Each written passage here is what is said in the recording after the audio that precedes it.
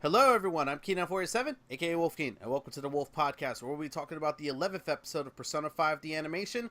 Let's be friends, shall we? With me today is... Hello everyone, I am DM Kami, says GM.3000. Hey everyone, this is FlOrangey. Hey everyone, this is Mario Fanboy 15, aka that guy who probably won't say much in this episode because it's probably gonna be the D in the hour. Oh, we did predict something like this might happen, depending on whether they did Makoto well or if they did her badly. Yeah, but I'm just like I have a feeling Dean and Cole are gonna talk the most out of both of us. I hope you guys brought popcorn because we're probably going to have that kind of conversation. Yeah, popcorn, soda, and probably some coffee. Oh, We're gonna be up. Yeah, you're gonna need that especially. Oh man. Just get the coffee from Sotro's place. Does LeBlanc deliver? I'm sure they'll force Ren to do it. And, oh man. Anyways, before we get started, any comparisons that we make to the game and the animation are being done for analytical reasons. And to give a quick synopsis of the episode, this is pretty much following up after the group made it and found Kaneshio's palace, where it's flying in the air and there's no way they could get to it. We get to see a bit of Makoto's backstory, basically about how her father passed away, upholding, as Sai said, some lofty goal of justice, and pretty much trying to prove her use to the Phantom Thieves, only to basically cause things in a bad way, basically cause things to get worse. She then awakens to her persona, and yeah, holy crap, this episode, honestly, I think I said it, and I think we can all agree on it, it plays it very straight, honestly. Yep. For the most part, yes, and there are some little tidbits here and there that actually does, I guess, add to the episode. But for the most part, yeah, a lot of it is definitely just oh, this is almost word for word on what happens in the game, except for a couple of added details that happen here and there. Yeah, a few things were reorganized too, but that's about it. Definitely, which we'll get into the comparisons and differences. But anyways, Dean, what are your general thoughts of the episode? My general thoughts is Makoto's ass. Yeah, Yes, what? let's open this up by talking about Makoto's butt. Oh yeah. First on, now Makoto. Yeah, because in the very ending, in the last scene, it's just because that she has such the slim look from her biker outfit, and in one of the angles while they were trying to determine on what Makoto's code name should be, there's a literal shot that holds for 5 seconds on Makoto's butt. After they wanted to try to call her Ryder, just. Rider, just shoulder noticed pads. that. Fixer. Did you not notice that literally they did that butt shot after they came up with the idea of Ryder? I was a little too focused on the fact that just before Ren comes up with the name Queen, we have profile shots of her breasts and her legs. That's exactly what I was thinking. Because I don't know why. It's just Ren was focused on,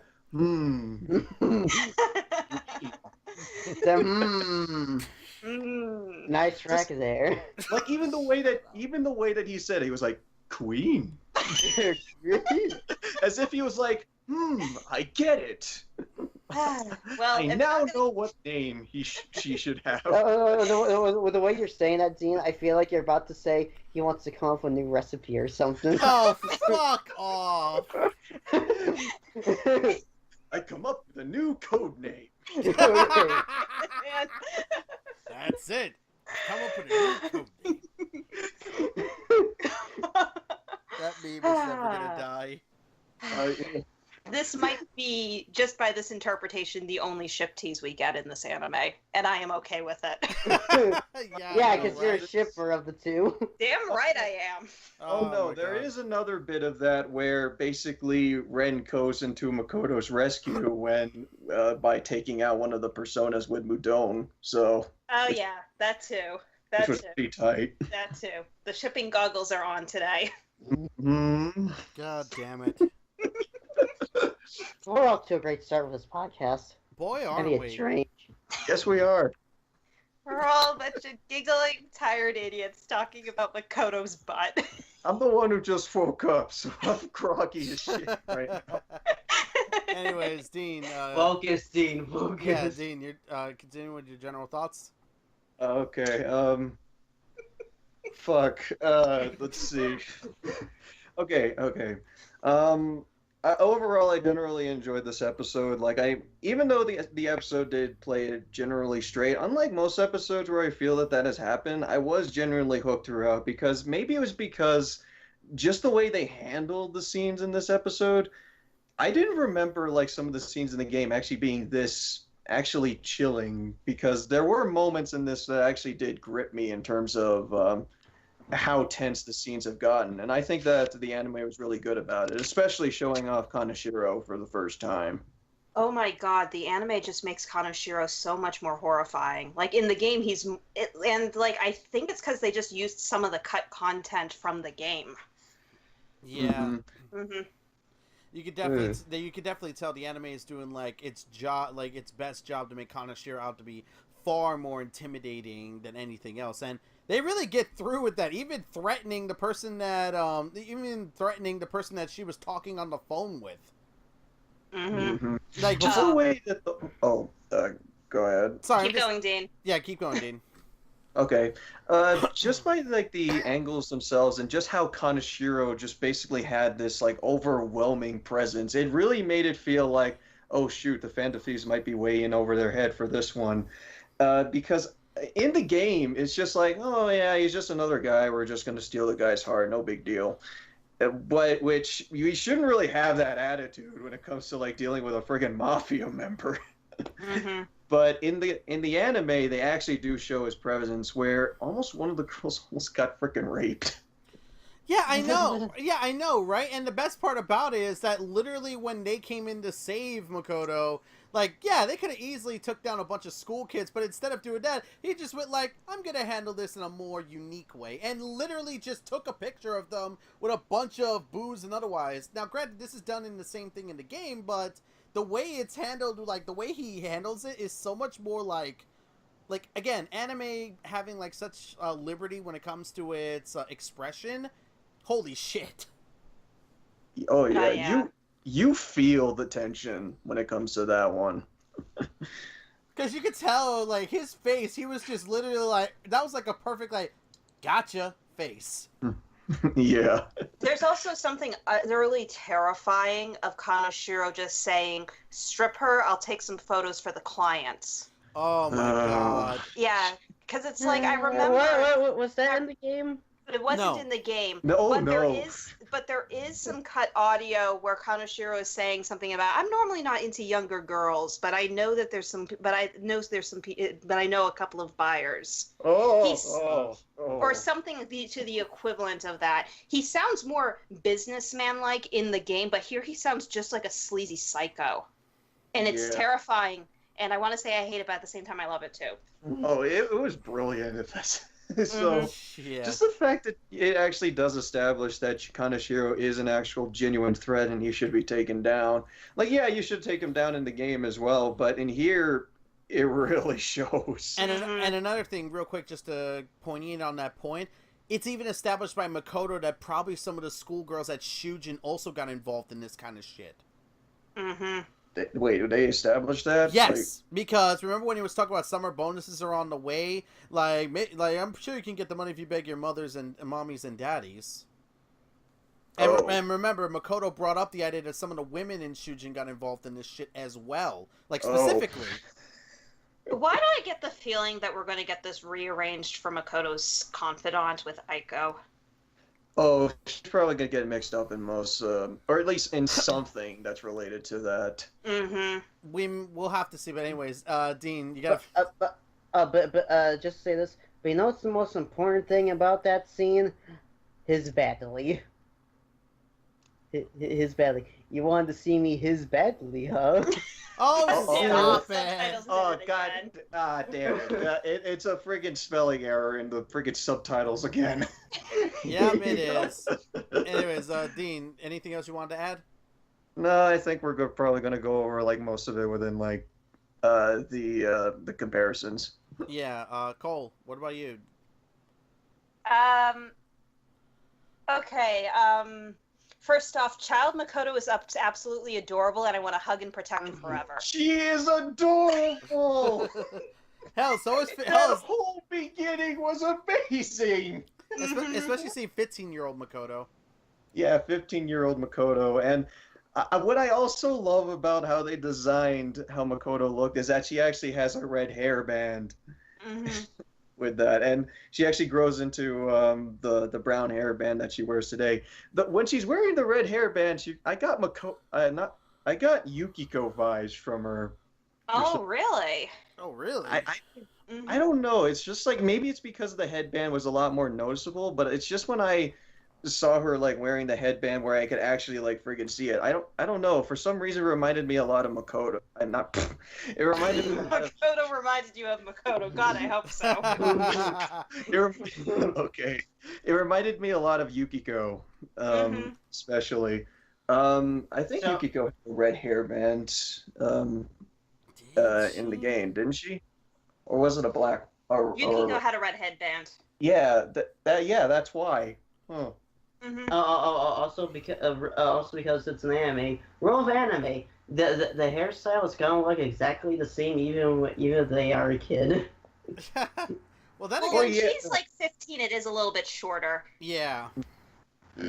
Yeah, because I think her hairstyle is about to, I believe, shoulder length. I want to say. I think that's right. Just to the below the neck, yeah. Yeah, around there. So basically, Dean, you loved everything about that pre-title sequence. Yes. The whole scene was pretty much perfect.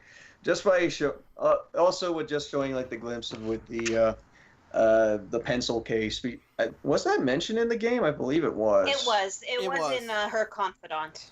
Yeah, the Buchiko pencil case. Yeah, isn't that like mentioned in like when Makoto was talking with Akira back then? I'm pretty sure that's when that occurred. Yeah, when they were questioning Aiko during the confidant, and she notices the case. That's actually what starts their friendship. Right. Mm-hmm. I remember that. Yeah. Cole, Okay, I'm pretty sure that's going to get referred to again. Cole, anything else you want to add on?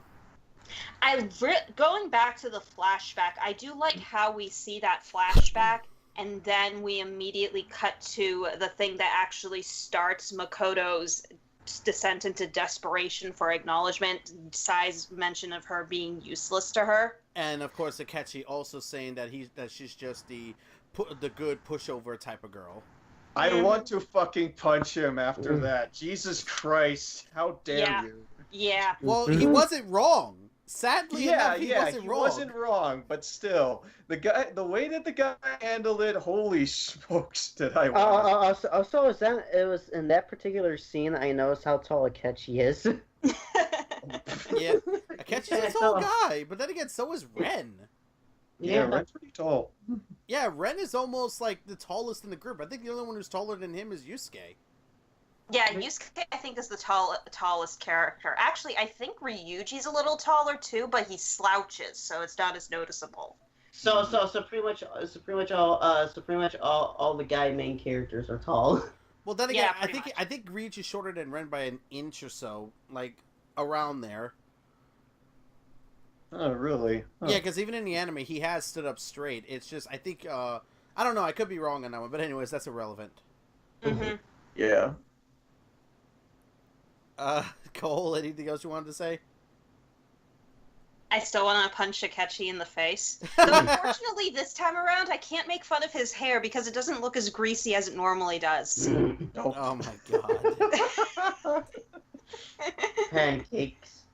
Pancakes. Oh, shut up, Yansu. The only other thing I can say is I only have two other things, and it's not. One of them doesn't really involve Makoto, but I'm always enraptured by how beautiful Shibuya looks when you're in the metaverse. That weird, creepy ass green light. Ugh. It reminds me a lot. Pieces. Yeah, it reminds me a lot of the Dark Hour when like the shots of like the Dark Hour back in Persona 3 and how like everything is like shaded with a green and just how off everything looks. It reminded me of that, and in a good way, actually. Mhm. Yeah, it does. It does, because in Persona 3, just to summarize it real quick, you actually do get to see the main character walking through the streets during the dark hour, and it's just eerie. Like, eerie and, like, almost like, oh my god, what's the best way to put it? It's eerie to the point that it's almost that's really disturbing. Not mentioning the coffins and otherwise, and not to mention sometimes you hear someone screaming in the fucking background. Yep. It's like yeah, like the way the metaverse was handled in this one, I can see where Dean's coming from. It does remind me of that. Yeah, it's mostly because it's like this is now in the metaverse for like a much wider scope. Because the only time that we got to see like full backgrounds of this is with back in Kamoshida's palace. But because Kaneshiro takes up all of Shibuya, you get to see a lot more and how like the environment gets affected. And the anime handles that really well, just by how like the colors and just the way that everything looks. Yeah, exactly. Like, I think that this episode had a bit of a higher budget because everything feels a little bit more smoother, even in the fight, which actually was a little bit better. Gasp. Yeah, I know, right? Yeah. Yeah, gasp. Still no all-out attack that happened though, which I find a little odd. Yeah, it's like they seemed very intent with the all-out attacks for a little while, but they've kind of just vanished after episode 5. I think they probably just said, okay, you guys tried, but maybe we shouldn't do this. Let's save this for the game. Yeah, probably for the best. Probably. Anyway, is there anything else you want to add, Cole? Oh, yeah, Morgana explaining the plan from Makoto's point of view. Oh, that was the funniest part. That was the funniest part ever. Meow, meow, meow, meow, meow. And that's how we're going to do it. We gotta move on to Zachary because we are taking up time. Yeah, well, this was supposed to be the Dean and Cole Power Hour, so... Yeah, pretty much. I got more to say. Did you really just mention did you really just reference the Jimmy Timmy Power Hour? No. Wait, what? No? The Jimmy Timmy... Oh my god, I just realized that is a thing. Yeah. That is the thing. I completely forgot about that. Do you want to see Timmy's giant-ass head in frickin' Jimmy Neutron style? Yeah, it looks really weird. It looks weird. I like the special, but it looks weird. Don't even remind me. Anyways, Zachary, anything you want to add? Anything you want to say on this? Yeah, yes. First of all, a monster cat. Oh, Morgana's reaction. I liked it better in the game, but holy shit, was it funny to see Morgana just kind of like die right there and then. Yeah. I don't know. Yeah, because in the game he literally this is not really a comparison. I'm just saying, in the game he literally just falls through these like, I'm not. I have to admit, I love Morgana's expression when the monster cat thing shows up in the anime. Even better when An was explaining what happened, and he's like, "Oh, Lady An." And another thing I'll say about the episode, I really like the Makoto's awakening thing. It was really well handled. Yeah. Oh, yeah, they handled it well. One touch was missing was just when she stomps on the ground and the floor actually breaks. But Dean, to make up for that, she almost attacked Kaneshiro. Yeah, she tried to go after Kaneshiro right there. Yeah, which was fucking awesome. Yeah, it was. Yeah, and then Morgana literally had to say, "That's not gonna do anything. We need to steal his treasure." Mm-hmm. And I like that. Like, he literally had to stop Makoto from making a bad decision.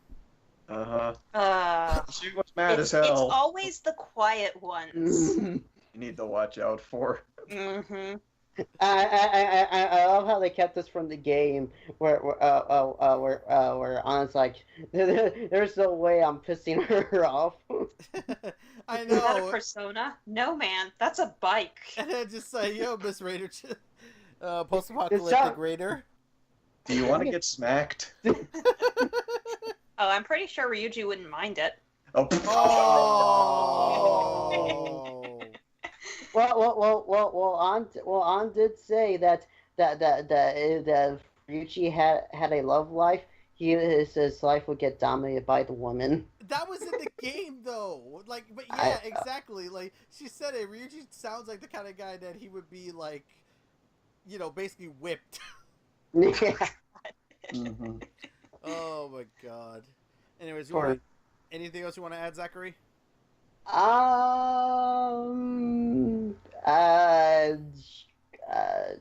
No, not really. Yeah, no. All right, so just to give it, say my thoughts real quick. Yeah, this episode, like I said, it played it straight, but I think it was a generally solid episode because we got to see some, again, we got to see some good stuff. Like, I think they handled Makoto, Makoto and Sai's father's death a lot better in the anime because we actually got to see, we didn't get to see much, but we got to see moments of Makoto being with her father and then seeing him pass away, because of an accident, and then Sai, her thinking about her father, talking about him and correlating it to the Phantom Thieves, and Sai's almost like what's the best word? Hostile reaction towards it. Mm-hmm. Oh yeah, I think you even see the impact because she slams the table at some point and just how angry she is, or at least some sort of I guess deep-seated emotion that's with her. I mean, she even leaves the food untouched. Like, she literally walks out the table afterwards, literally saying, "I'm eating out from now on." Mm-hmm. She apologizes for what she said, but you could tell she's still not exactly... It's almost like she didn't mean that apology in a way. Mm-hmm. Yeah. It's like she said it as a formality, and that's it.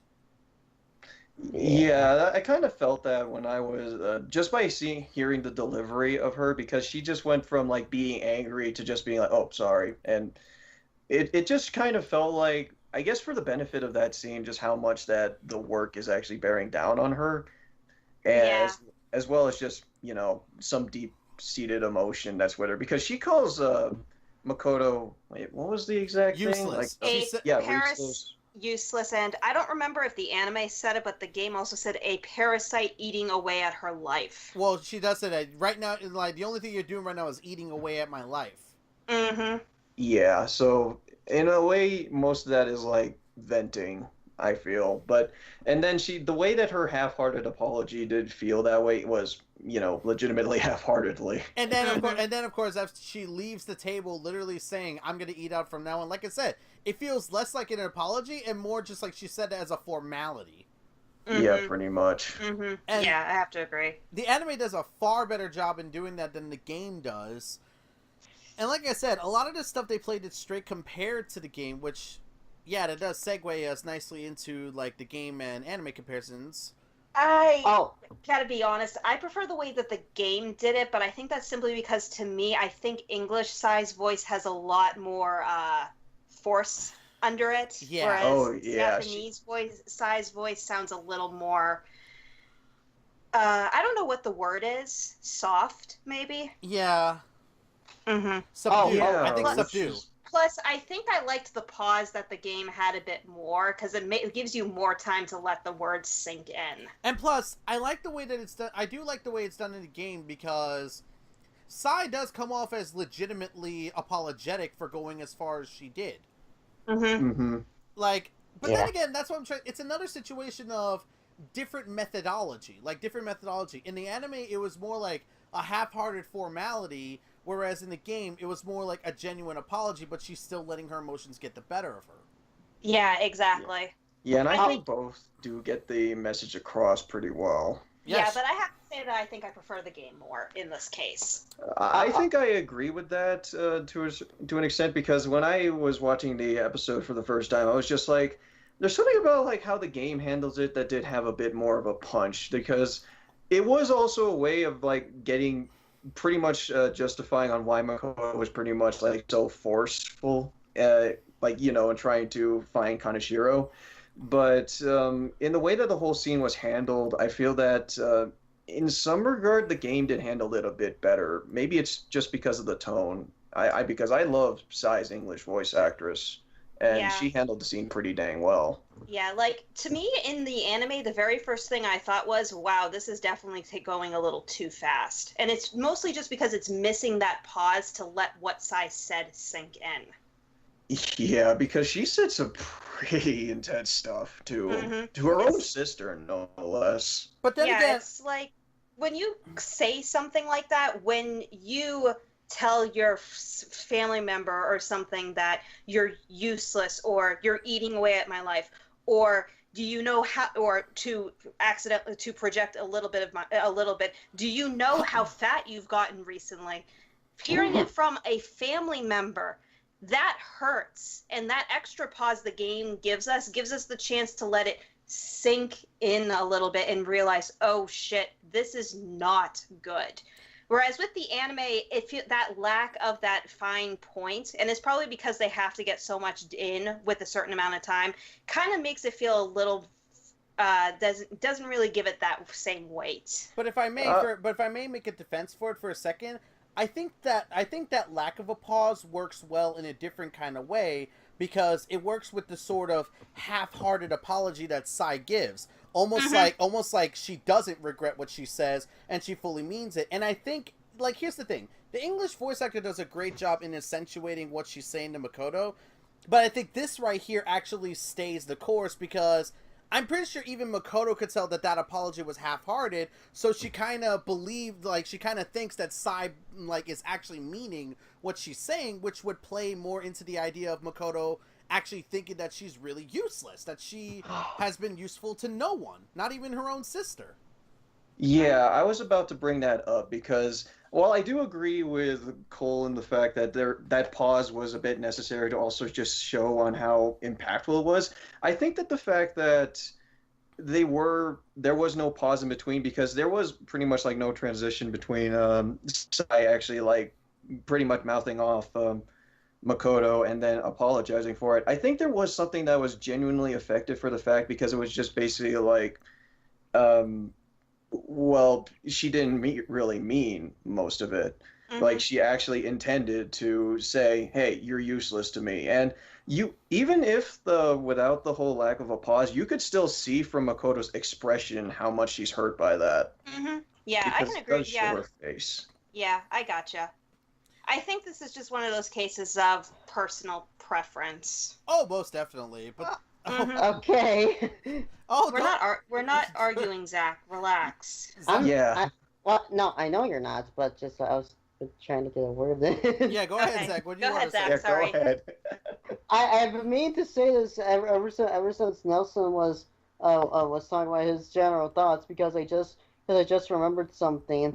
But I liked the way they foreshadowed Makoto's persona with the motorcycle thing, with like the motorcycle advertisements. Basically, yeah, that's right. That was a good touch. Yeah, basically talking about taking control of your life and being free, and Makoto just says, if it were that easy.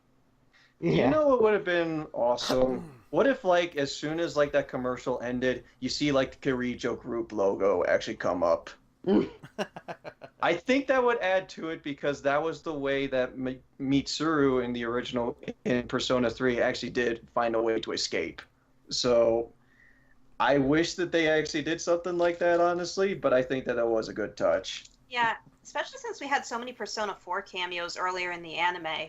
Yeah, I wish they would do more. Persona 3 cameo would be nice. Yeah, it really would be. Like, Persona 5 animation, please do it.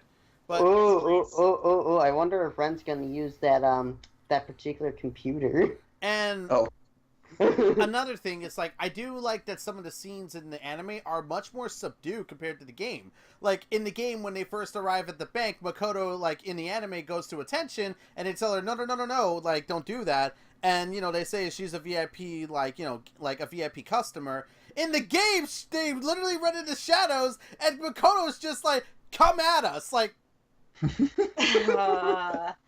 She's ready to punch him. Use her ass-kicking Aikido. Hey, guys, come at me, bro. Makoto just wants to slaughter them all.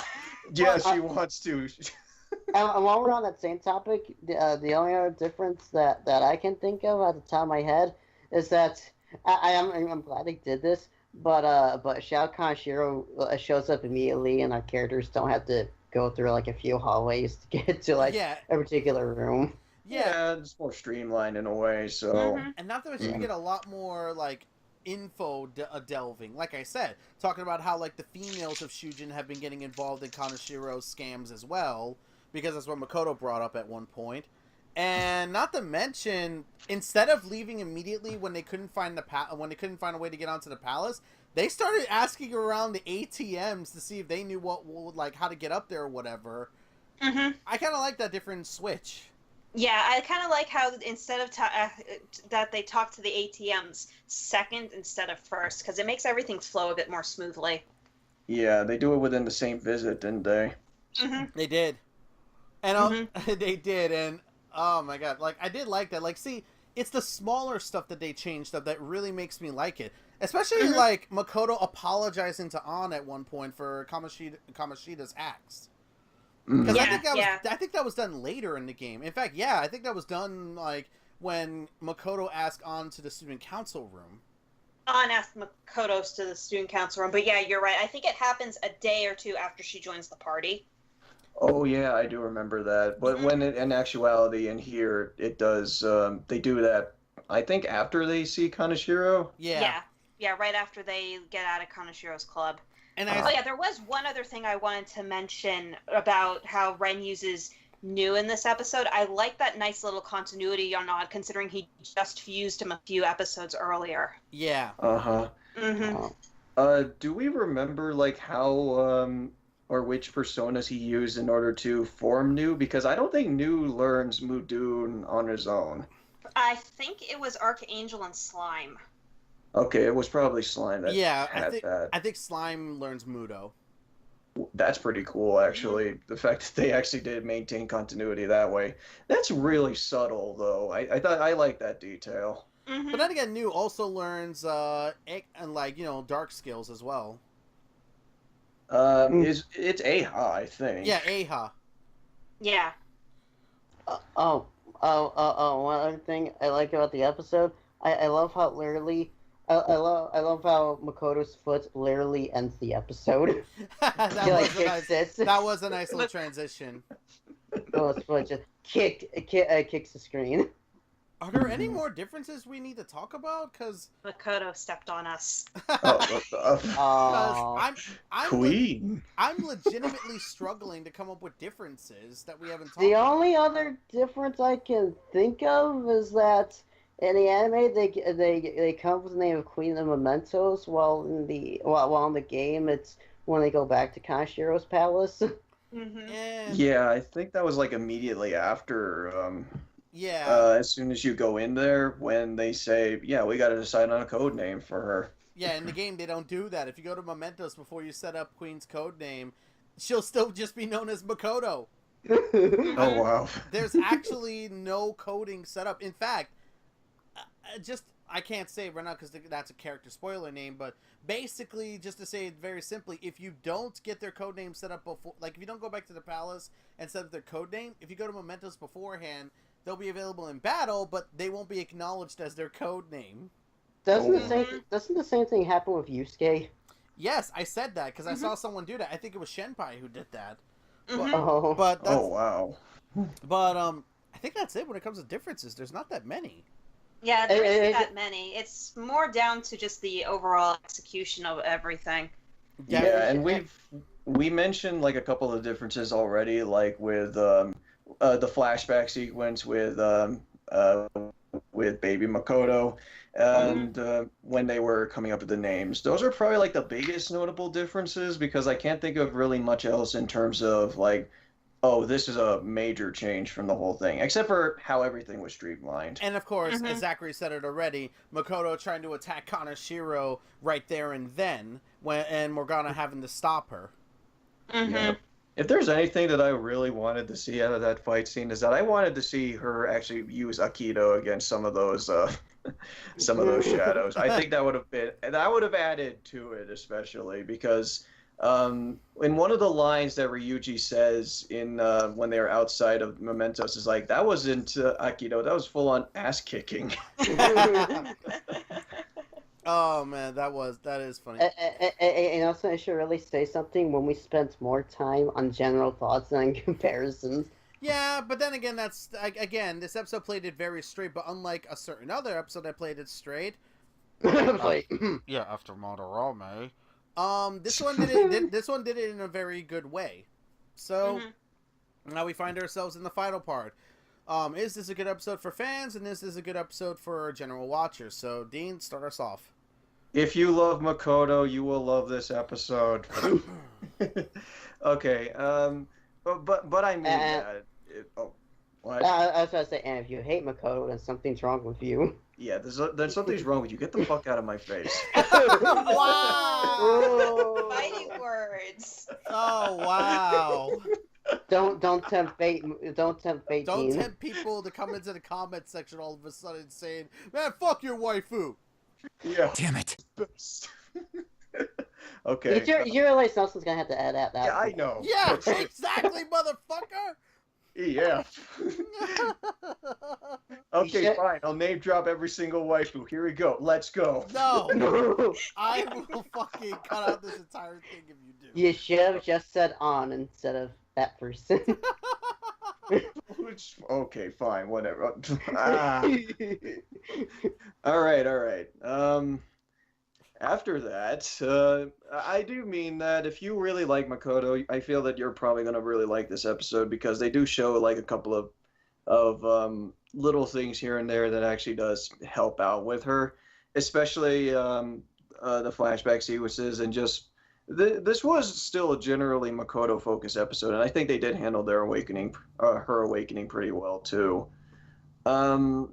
As for everyone else, like general watchers, I think they'll enjoy the episode just fine, especially since this is a step up from their previous target, which was just like, as I mentioned in the previous podcast, they had to deal with an asshole teacher and an asshole painter.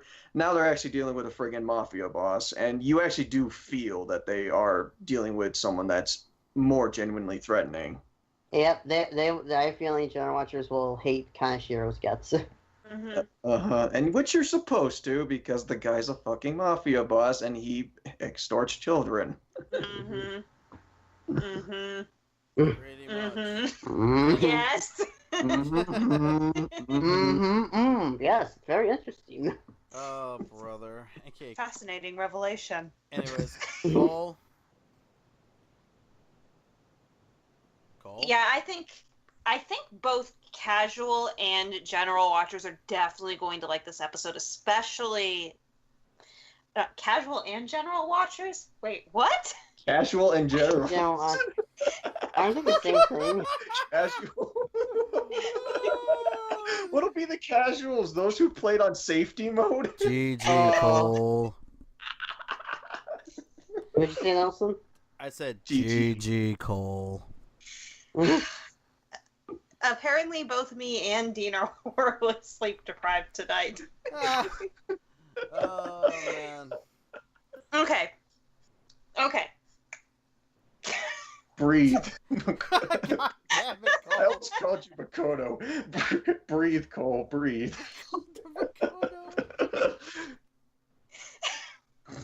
Almost called me Makoto. I am Dean's waifu. Well, then again, fun fact, Cole wanted her character to be Makoto, so it fits. Wait, Cole, did you just say you're Dean's waifu? It was a joke. Oh. Please. Oh, god damn it. Yeah, Cole, you only have one Hispano. Yes, I only have one husbando, and he is in the other room, and I'm going to give him a hug after this. Okay. General watchers are going to I think are going to really like this episode. They're going to hate Kanashiro. They're going to, I think if they didn't care for Makoto before, I think they're going to warm up to her. Much like how a lot of Persona 5 fans basically did the same thing. Yeah, pretty much. It's like, I get everyone's feeling, including myself, that we weren't really that interested in Makoto before, other than just pretty much she's just a kiss up. And then once you actually do get to know her a bit more, you actually start to realize that she had to be in some regards, and pretty much listen to the adults, and then learn to grow out of that. Mm-hmm. Fun Yeah, fact. like Makoto's the outcast in a way that you normally wouldn't expect from a typical outcast that consists of the Persona 5 group. Yeah. So Yeah. I think a lot of people are going to begin to warm up to her in this episode. Now, Persona 5 fans, I do think they're going to like this episode. If regardless, like, I think that Makoto's fans are going to like this episode more, but I think in general, a lot of fans are going to like how they up Kanoshiro's villainy. Because that was always the main complaint with Kanoshiro. For someone who is a friggin' mafia boss, he's just there. Yeah. And in fact, I think he's also the only target that actively turns himself in the moment you finish his palace. Yeah. Mm-hmm. So it's almost like in a way he was also like, despite how they built him up, he could arguably been the least threatening. Yeah, the weakest out of all of them, I feel. Mm-hmm. Yeah, exactly. So I think a lot of people are genuinely going to like how they upped Kanoshiro's villainy, how they made him so much worse and so much more slimy and sleazy and stuff, and all that good stuff, all that bad stuff, all that good stuff. All that good stuff. Attempted rape. Mm-hmm. Oh. All the Sexual slime. assault, definitely, but Slime. I love to eat slime. Oh, shut up. Jesus Christ, dude. Go home. You're drunk, Zach. Yeah. Go home. Like, I think the only people who probably aren't really going to like this episode are the people who really don't like Makoto. Yeah. And I think if people are expecting to have a bit more unique stuff, are probably going to be disappointed too. But I think actually this is probably the most solid episode since episode 6. Yeah. Definitely. Mm-hmm. Zach, you? Pretty much what they said. I think casual fans will like this episode a lot. Though I always say this, I am looking forward to how casual fans will react. I'm not gonna say anything, but I'm looking forward to how they'll react. Let's just say an episode or two later when a particular boss fight. Oh yeah, definitely. I look forward to that. As for Persona 5 fans. The only fans of Makoto will like this, aka Dean and Cole, and people will like this. Yeah, basically they said for how much more worse they made Kaneshiro in the in this anime. The one thing I'm surprised by. I'm surprised not once so far we tripped up and accidentally called him Kamoshida, because those two names are so similar. Yeah. Oh, yeah, they are. Yeah, I have seen people make that mistake as well. Mm-hmm. I think we've done it a couple of times, actually. Not on the podcast, but in general. Yeah. No, we definitely done that when the game first came out. Oh, yeah. I know I've made that mistake a few times. Yeah. But other than that, I don't have much to say. Okay. Kind of like one of the previous episodes, I'm actually gonna say casual and general. Sorry. Wow, I made the same fucking mistake! God damn it! God damn it! You made the same mistake. What was it called? Did? Fuck yes, off. cool. Does that mean that Nelson is also Dean's waifu? Oh. Or husbando in this case. No waifu. Nelson is the best of waifus. I'm taking a drink from my water.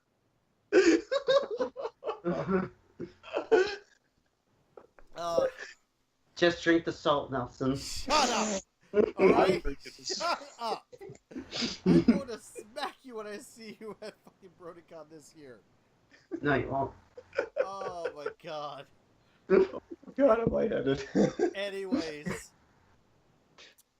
General watchers and fans, I feel like they're gonna like this episode equally, but for a few different reasons. For fans, I think they're really gonna like the interpretation of Makoto the anime has given us, especially considering that, holy crap, did we get some really good information with Like, you know, basically learning about her father, like, and also the conversation between her and Sai. I like it a lot more in the animation than I do in the game, though I do agree with Cole that the game's interpretation of it is handled differently, and I do think it has a different kind of impact. As for general watchers, yeah, I think they'll like this as well, and if, like, you know, they had, like, some kind of problem towards Makoto, I feel like they're gonna be at the point of, alright, now I kind of understand why she was the way she was in this episode. So, yeah, I think that general watchers and fans are gonna enjoy this episode equally, but for different reasons, if you ask me. And with that said, that's all I can really say, so now we just gotta get ourselves ready for the next episode, which we'll have to record day after tomorrow. God dang it. Oh boy. Curse you, real life. I know, right? Blame E3. Yeah, blame E3. So anyways. You know this is going to happen next year if we're still doing this. I don't think we're going to be doing this next year, but we'll have to see if we decide to do Persona 4 or even the movie. But anyway, well, I'm talking about for like any type of podcast. That's true. But yeah. But anyways, with that said, what did you think about our thoughts on the episode? Have a different comparison that we didn't talk about? Have a different opinion than us? Go ahead and leave your comments down below, and we'll discuss it in the comment section. So and if you want to murder me after all this, my Twitter's at... Say it.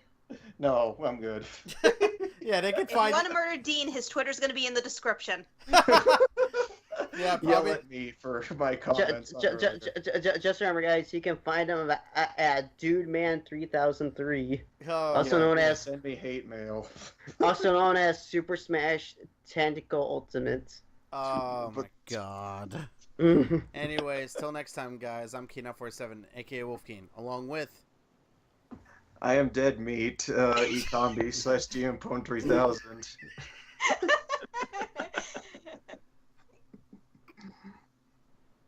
I'm FlOrangey and... Wait, Zach, did you just say tentacle? I'm what?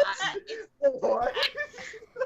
I'm so It's confused. Tactician, motherfucker! Oh, for the longest, I thought it said tentacle. It's I know he has How a lot do of you get voices, but I don't tentacle think from he's into that. Tactician? I am not a hentai, dude. Even though you played hentai games. What? What? Yes, in essence, that's the person that played hentai games. Oh god, I'm crying. Cool, sign us out. Zach, you forgot you. Yeah, but she didn't say her stuff. Yeah, I think. She did. Okay, fine. And I've been Mario Fanboy 15, and join us next time for another episode of the Dean and Cole Power Hour. Oh my god, I'm going home now. Till next time, guys. Take care. I'm a fearless to hentai. Tentacle power. God damn it, my mouse is not working. It's not working. Podcast won't end. No.